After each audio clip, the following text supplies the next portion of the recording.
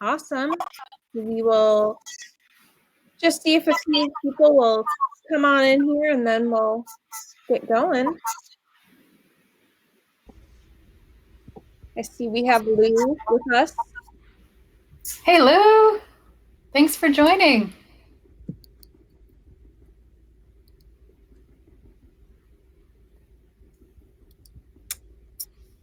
And we're just going to wait a minute or two, see if we can get some more people as they put away their dishes and run over to the computer.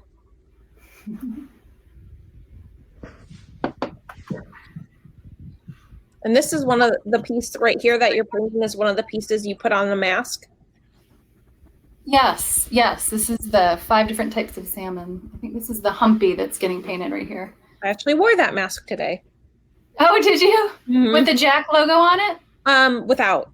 One of the ones that was with the public art grant that we got to get. Right on. Yeah. What size do you wear? I always ask people because faces are so different. It's funny you say I have a big head, so I use a big one, but my my friend who's more petite, I got her a children's mask for her kids, and she's like, I wear it because it fits my face better than all the other masks. So yeah, I find that my height between my nose and my chin is shorter than most people, and so the large mask actually is too long for me. So yeah, it's just perfect. I also tuck it underneath my glasses, and then so I don't get fogged up. So I like the extra fabric. That's smart. Because otherwise I'm in a fog. Oh. So right now what we're doing is, this is a video that Christine did of her painting the 5 types of salmon. And we're just, gonna watch this a little bit as we get some people in, but we'll probably start in about 2 minutes. We'll start with the questions. And yeah, I think it's gonna be a lot of fun. That fireweed is really salt in the wound right now, looking out the I know. Right? The snow falling, the wind whipping through the trees. Yeah. But thankfully it's not the end of summer yet. No. We still have full summer to look forward to. Yeah. And Nancy just made a great little thing in the chat. You'll see over to the right-hand side, there's a chat. And if you have any questions, you can go ahead and put them in that chat. We will ask any questions that get put in there. Or just say hi. That's great too. Yeah. And then what we'll do today is do a few questions. Christine's going to talk about a bunch of stuff, and then at the end we'll do some Q&A from the audience. All right.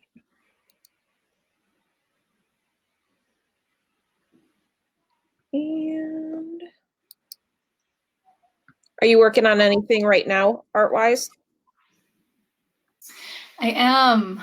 I was given an opportunity to create illustrations for a children's book that's coming up. And so I have 19 paintings to create before June. So I'm working on that as fast as I can. Right. Between the kitchen remodel and the painting of cabinets, right? That's good, because they both can be monotonous sometimes. So you got a little switch. Yeah. Yep. Switch it up. And then do you primarily use acrylic or oil? I use acrylics. Awesome.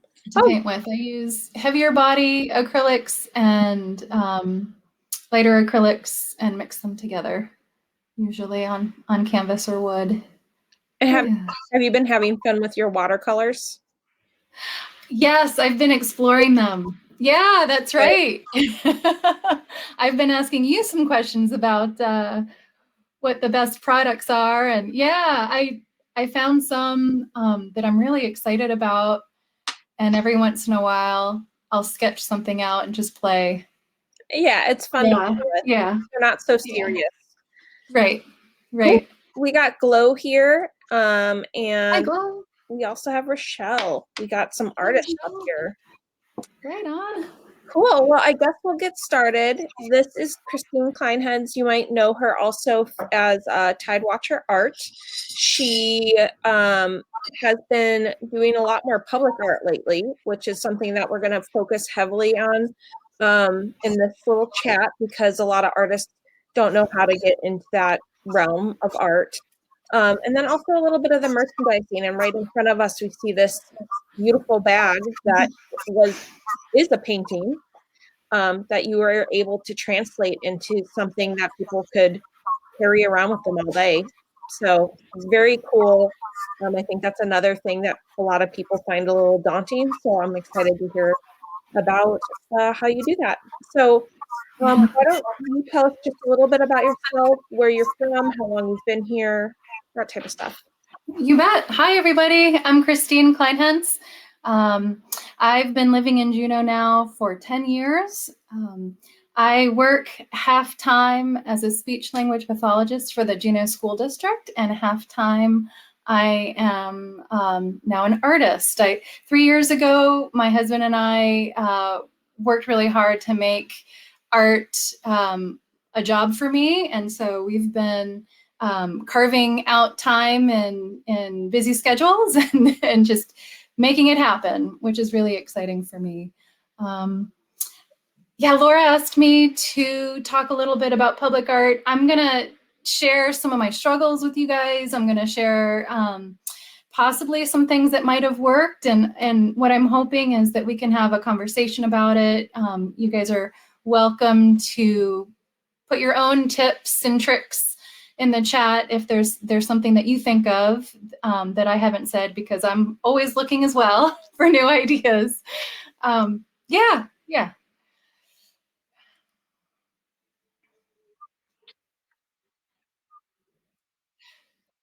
With the public art theme.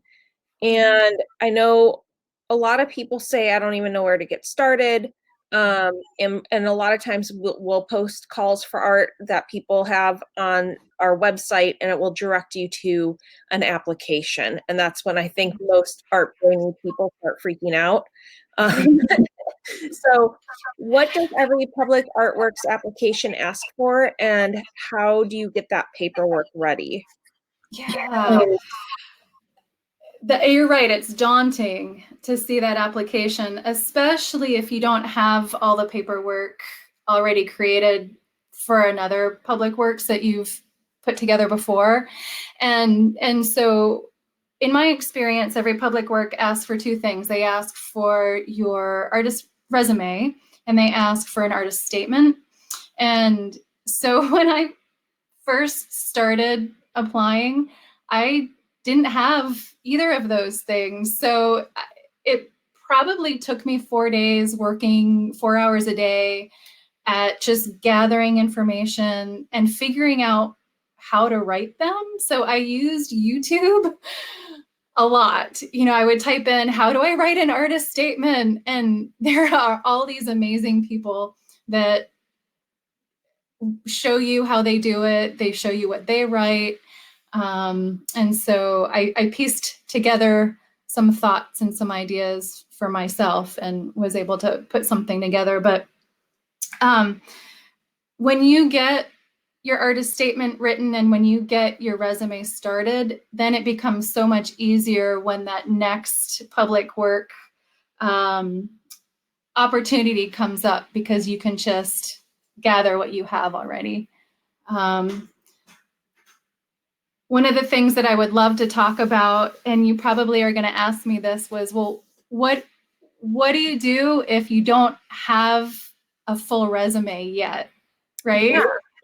Yeah. Once you tell an artist they have to have a resume, they don't know what to do. Right. And so when we're first starting out, we haven't had an opportunity to build our resume as much as we'd like to, especially for public works. You know, we, especially if we haven't done any public works, there's nothing like that in our resume. And so I was thinking about what I did to kind of get around that. And I kind of thought about it as padding. Like, how did I pad my resume to make it look good? Yep. And so I was thinking about some of the things that I wrote down. You know, when I lived in Oregon, my girlfriends and I used to get together on a monthly basis and do art together. We would create together. And so I put that in my resume. I thought, hey, that's art. That'll work. You know, we called it a women's art group, you know, and so that went in there. I talked about, I work for the school district, right? And so I've done art in classrooms where we do art projects, and I've led a few different things before, and so I put that in there too. You know, anything that I did, I kind of made it sound good and made it sound professional and added it in there. So like you didn't even necessarily say like, oh, I had all these different galleries and I worked with all these different people.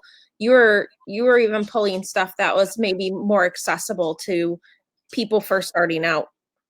Mm-hmm. Absolutely. Yeah, that's how I started. Yes. And then I realized, okay, I need to beef up my resume. What can I do? So I decided, I made the commitment that I was going to try to do a couple shows a year. And we're so fortunate because Juneau has First Fridays, and we have all these amazing business owners that say, yes, please come put art on my wall.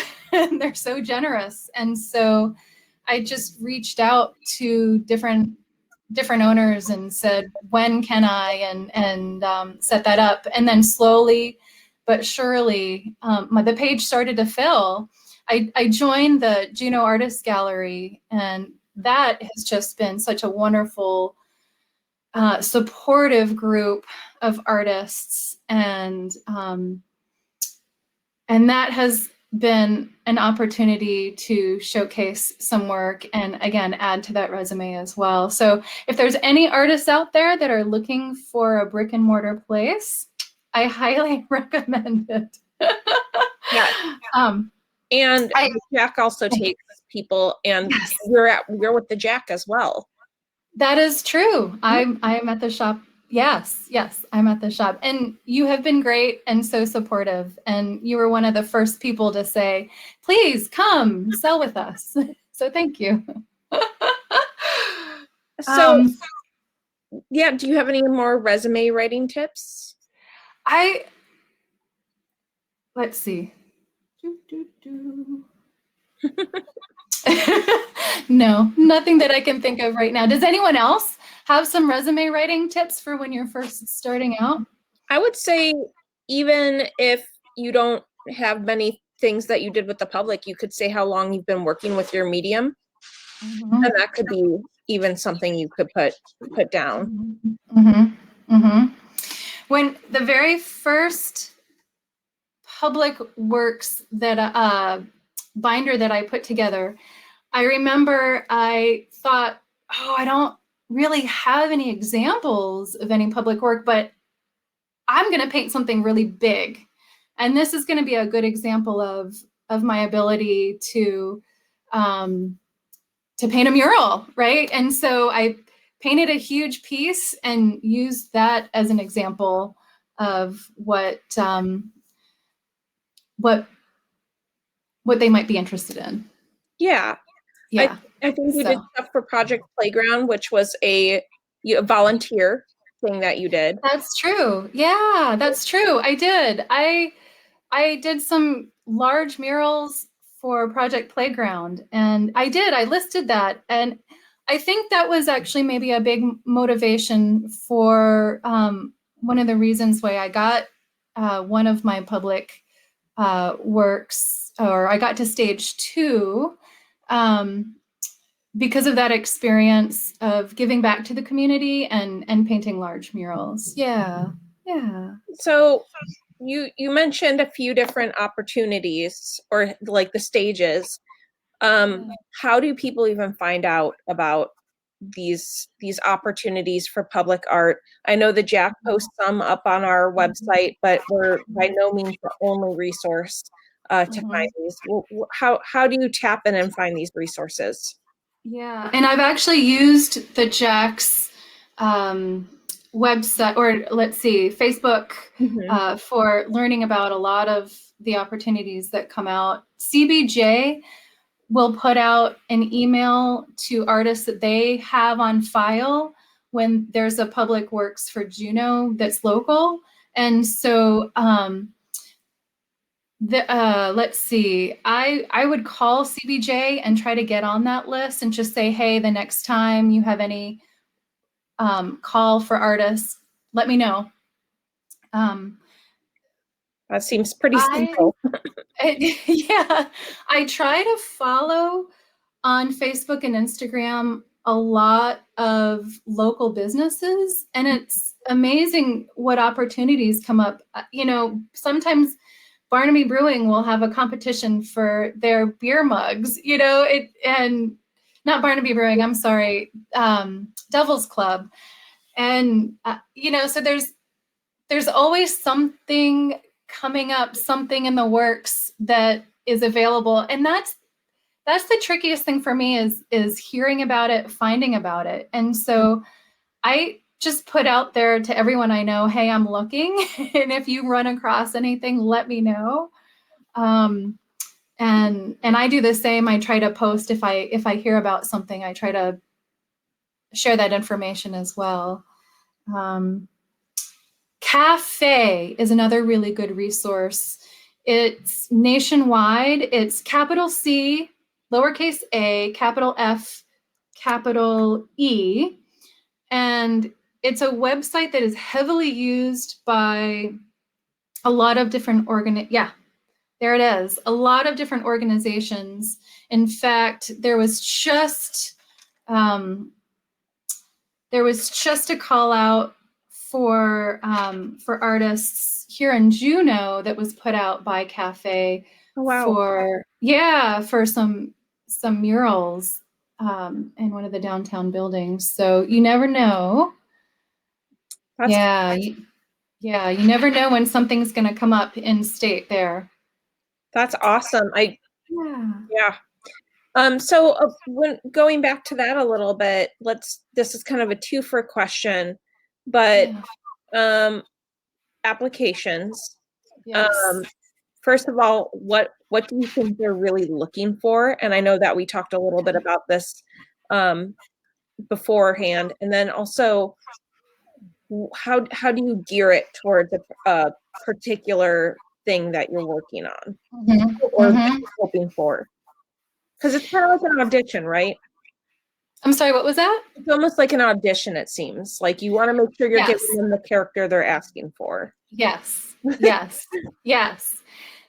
The very first application, I didn't have any public works. They were asking for public work. And I just wrote in the description, hey, look, I don't have anything to give you, but two things. I'm going to meet all my deadlines, and here's why. And I gave proof with other things that I've done in my life that I've been held accountable for, right? And then I said, and two, I can work well with others, right? So I feel like in every application, that's what people are really looking for is, do you work well with others? Can you team? And are you going to meet our deadline? Because for a public work, deadline is almost the most crucial piece there. You have to meet that deadline. The first artwork one was a big deadline. I think you guys had a month to turn it over and it had to be turned in. So, and I was impressed. All the artists made it happen, and we have some beautiful work from that. That's true. That's true. Yeah, that was one of them. That was a short time. It's not always that short. And then the second part of that question was, how do you gear it?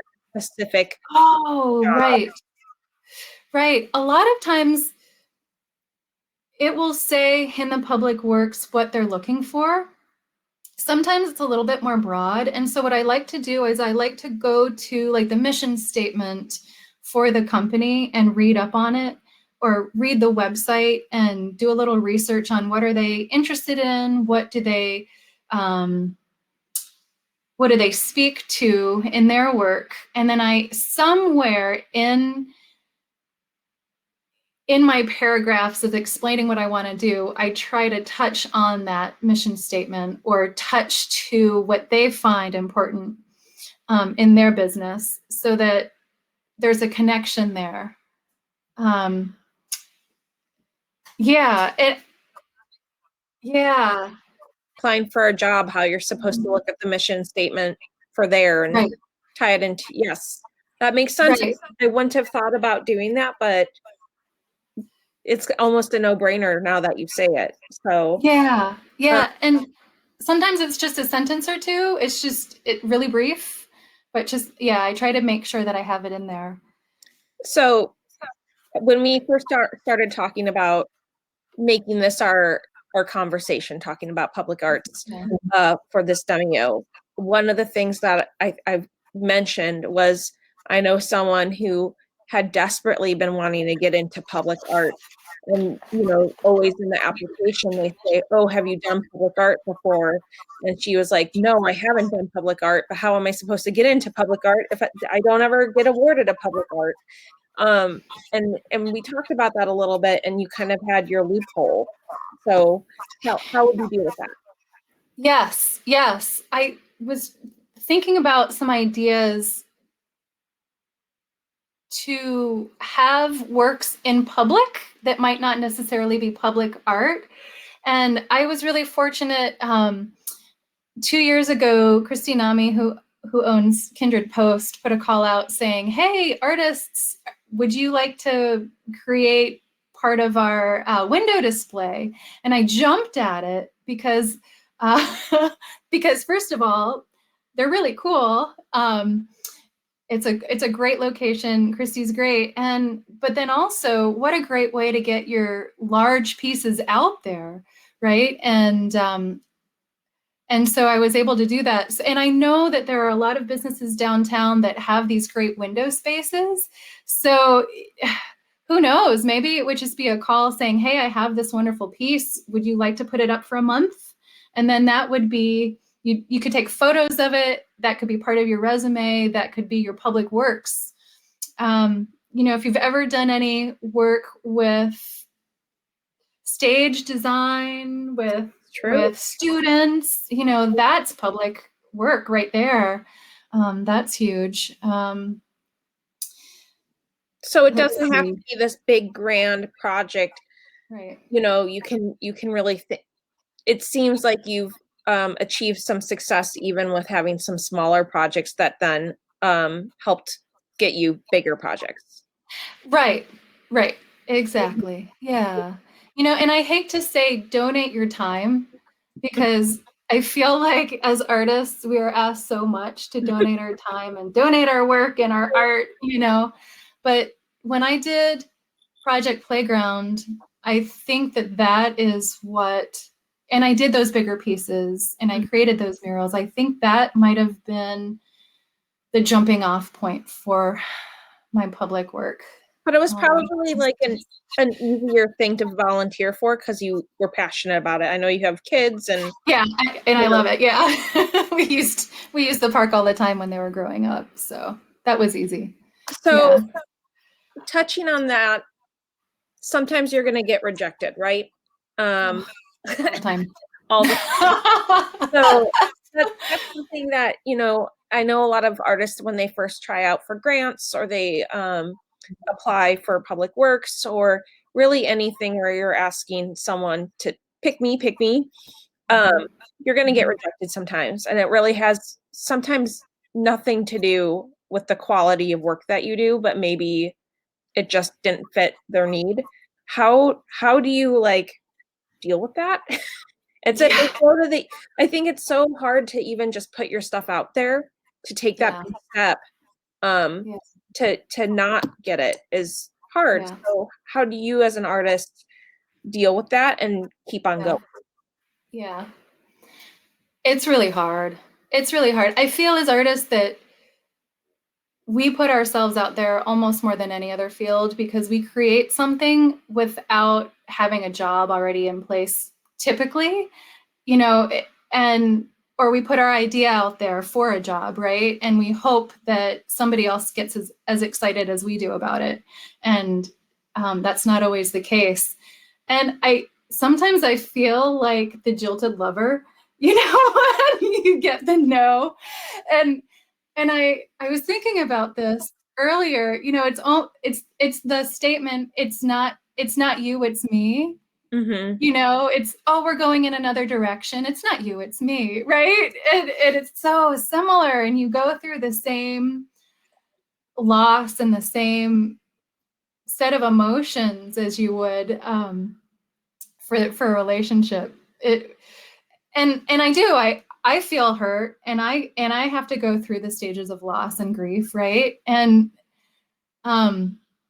but I try. So this is the trick for me, because I can't paint if I'm upset or sad or angry, right? I can't paint well anyway. And so I have to, you said this earlier, the cheerleaders in your life, right? I try to find my cheerleaders where I just go, blah, and they go, you rock.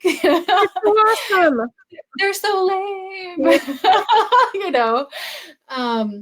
And, you know, get lifted back up, self-care, you know, like getting my hair cut or just taking a hike somewhere, you know, just trying to work through the loss. And then I try to find a project that is really exciting that I can get excited about and just try to move on from that. But the hardest thing for me, and I think this is true for a lot of artists, is that feeling of jealousy. Jealousy when you're not the one to get that prize, or you're not the one to get the job, or you're not, you know.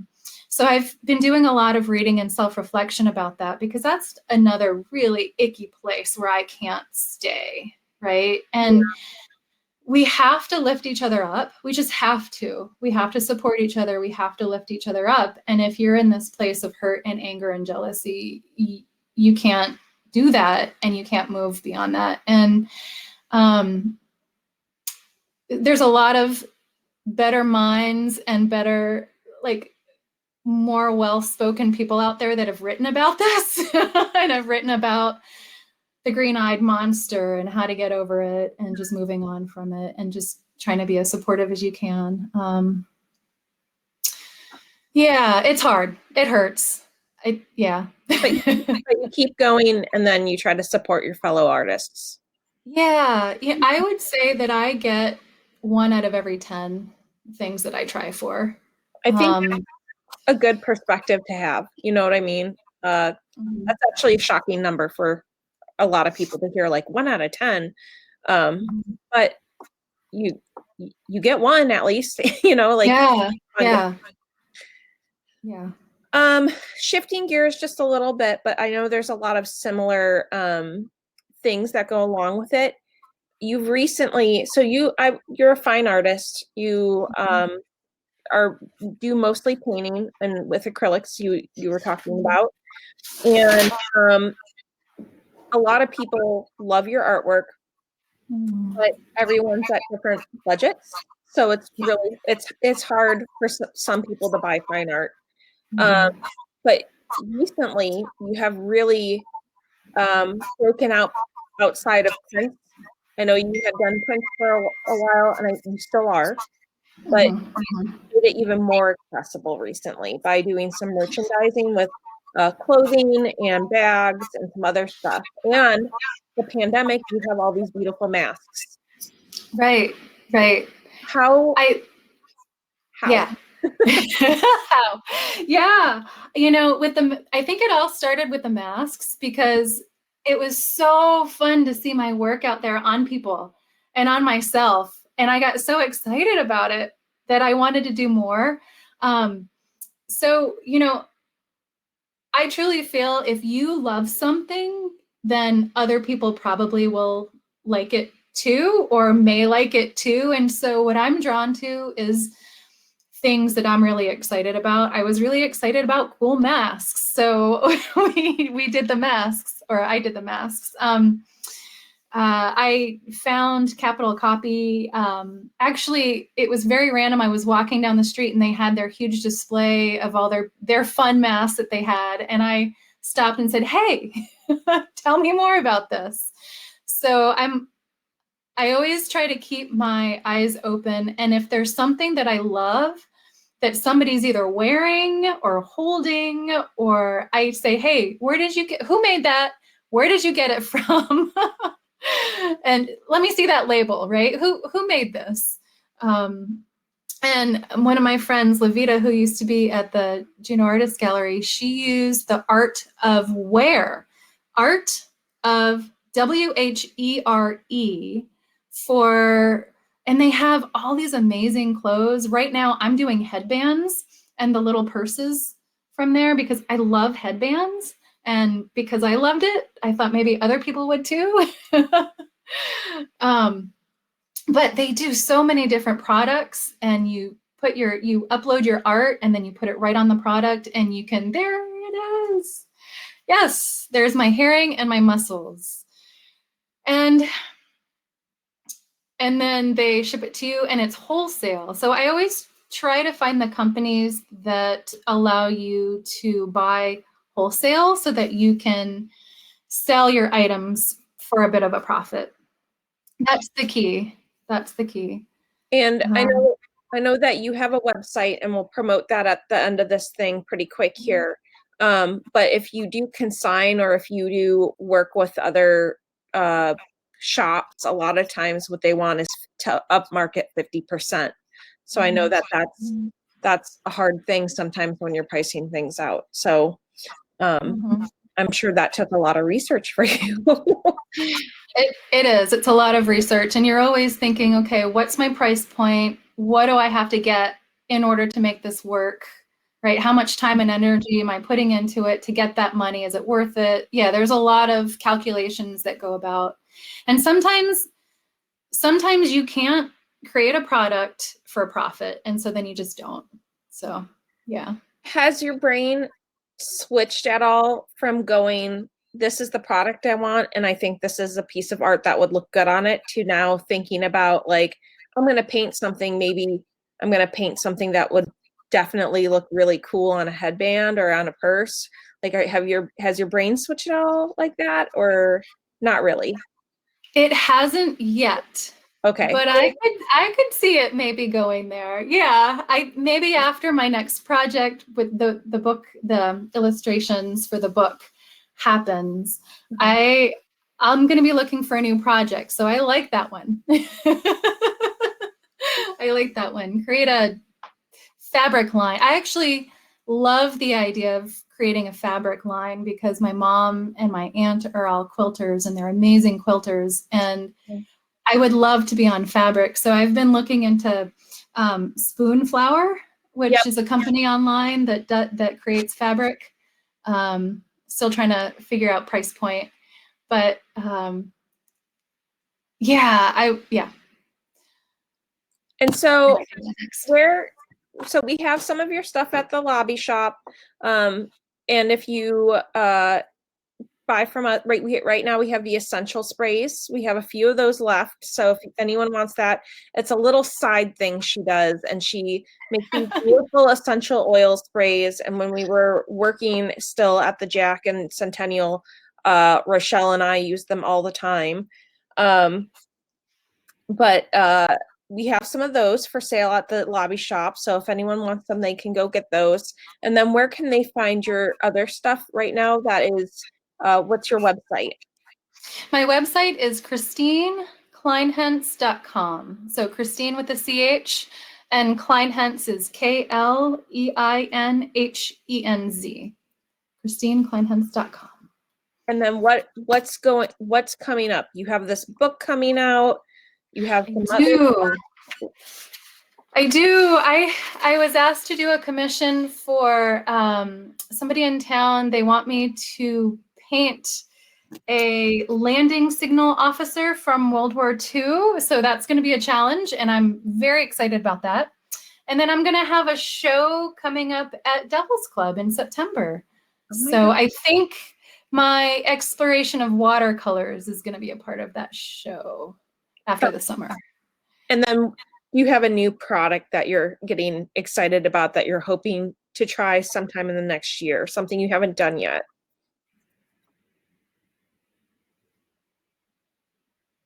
Not yet. Do I have a new product that I haven't tried yet that I'm excited about? Maybe like, well, you said fabric.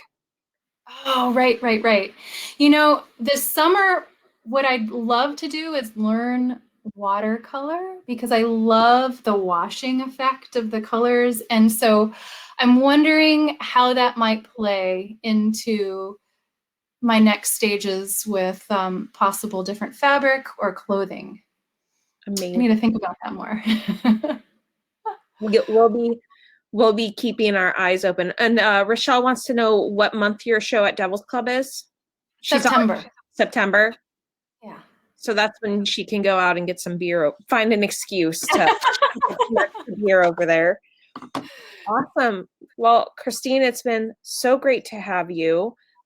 We will be uploading this video. So if anyone, I know a few of you came in a little late. So if you missed the first part and want to catch up, we will have that available. We can email that out to you.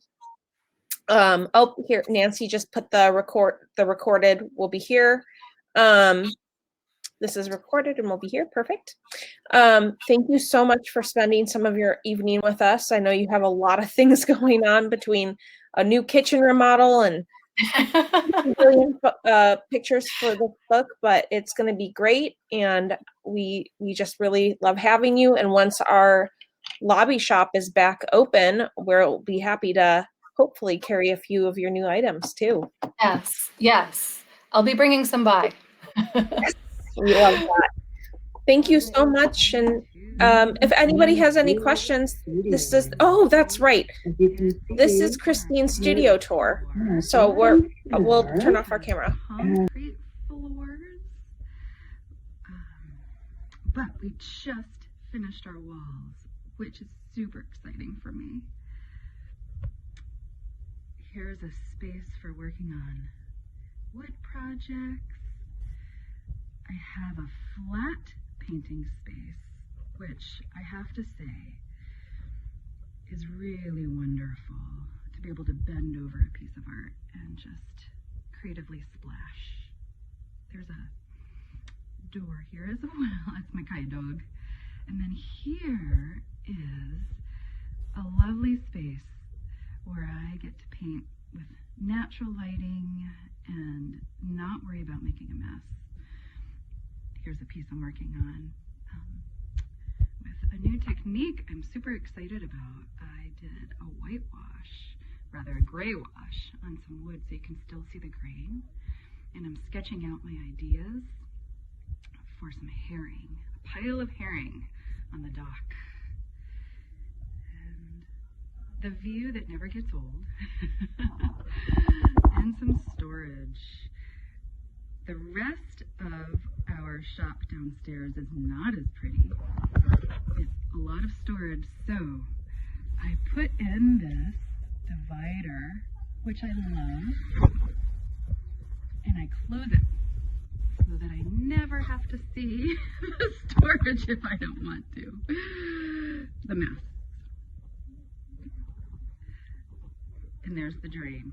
Easy to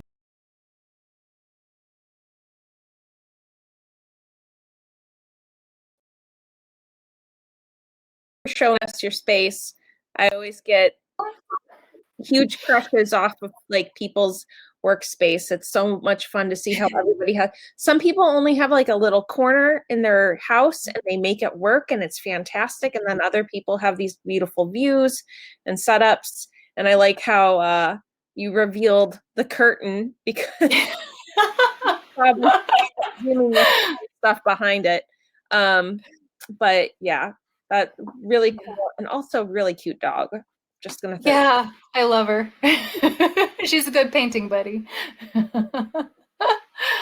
Do we have any questions? And thank you for sharing your space with us. You bet. All right.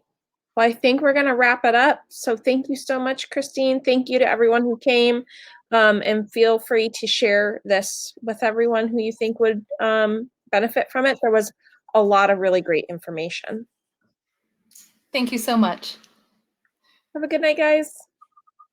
Bye, everybody.